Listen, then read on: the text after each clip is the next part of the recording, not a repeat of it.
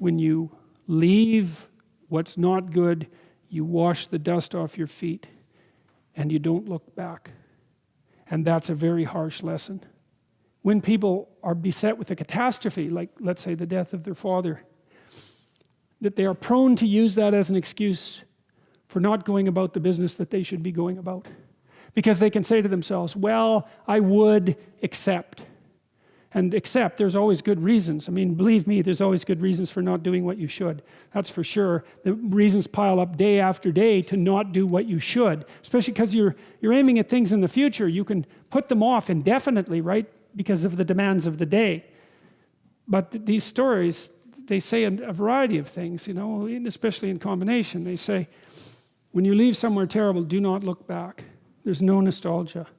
That's the letting the dead parts of yourself go.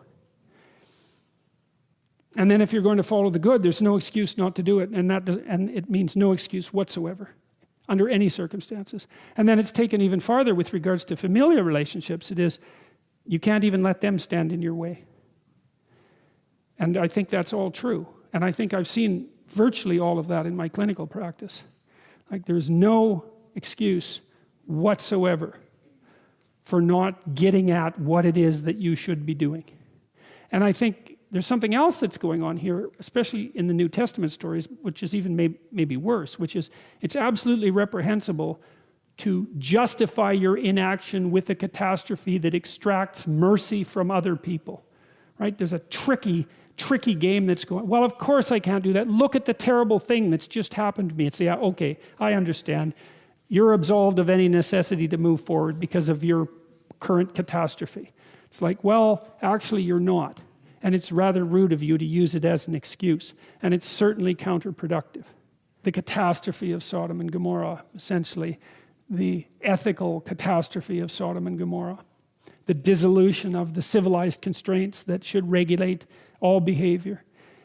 And then the city is destroyed, but there's an echo of it afterwards, right? Because Lot had lived in Sodom and Gomorrah. And what happens to him, even after he escapes, is that he gets tangled into an incestuous web. And so I think that it's not foreshadowing, it's post-shadowing, if there's such a thing. It's an echo it's an echo and a reminder of how terrible whatever it was that was happening in Sodom and Gomorrah was. That even after escaping, the iniquity still remained. There are a lot of books that people have historically regarded as great. You might as well start by assuming that they're at least greater than you, right? And to approach them with that frame of mind. Because even if there's much in them that perhaps is no longer relevant, often less than people assume, there's much in them that will be of extreme benefit to you.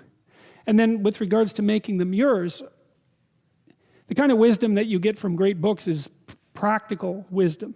And you act it out. And so then what you do is you try to incorporate what you learn into your life, into your practices. And then if you incorporate it into your life and your practices, you build a bridge between you and the great idea, right? Because you figured out how to manifest itself in the conditions of your own life. That's something like making the archetypal personal, which is the right thing to do, right? It's the proper thing to do, because that expands your life upward and outward and ennobles you and brings you up as well. But so humility is part of it. It's like, approach these books as if they have something to teach you. And then it's humility again in the second place, is don't take the ideas to yourself until you've lived them. There'll be lots of time for that. And besides, you know, even as a young person, it's not like you have nothing to say. But the only things that you have to say are your things to say.